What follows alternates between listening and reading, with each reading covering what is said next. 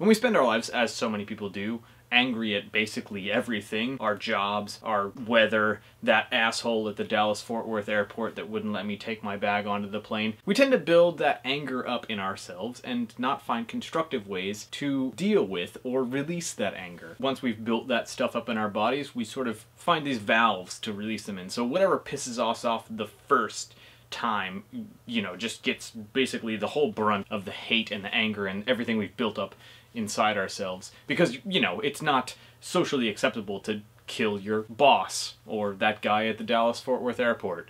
It's just not allowed. Now, this release comes in two forms. One form is very destructive, abuse to our families and various other things, which I don't want to get into because that's too deep and too personal. But there's another way, and it's the nerd rage that we release over some trivial freaking bullshit on the internet. So earlier this week, a couple different things happened. The Penny Arcade story of them kickstarting their website to try and kick all the advertisers off happened, and the Lacey Green story kind of blew up, justifiably so. Now here's the thing about Lacey Green, there's a lot of justifiable anger to go around. One side says that she is a transphobic, which obviously is ridiculous, but because everything stays on the internet, she kind of was ignorant, at least when she was younger, and so they have a justifiable point at least. There's something to be angry about. Now, because they used such fucking ridiculous tactics, and it's disgusting the way that they sent her death threats and basically scared her from the conversation, there's also enormous justifiable anger on the opposite side, which is, fuck you guys, and your anger and your death threats and your hate and all that shit. Like, fuck those guys. Now, what I'm making this video about and why I kind of was inspired is that at the exact same time that John Green was reblogging the story,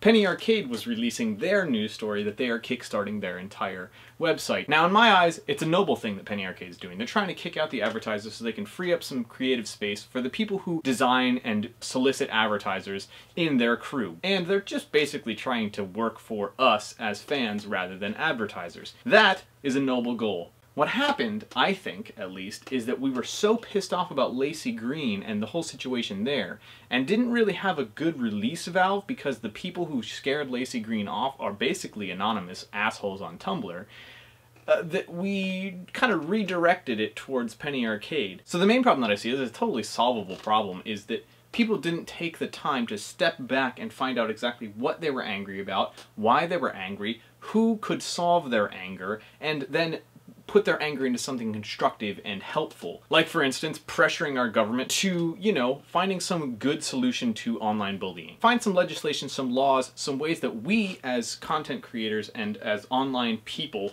can protect ourselves from these assholes who just want to, like, bully us off of the conversation. Basically, I think that we should always be aware that there are justifiable things that we can be angry about, but we have to take that time to step back and decide who it is we're angry at, why we're angry, and how we can make it better. Otherwise, if we don't take that time, we're just going to end up venting our anger at somebody who totally doesn't deserve it.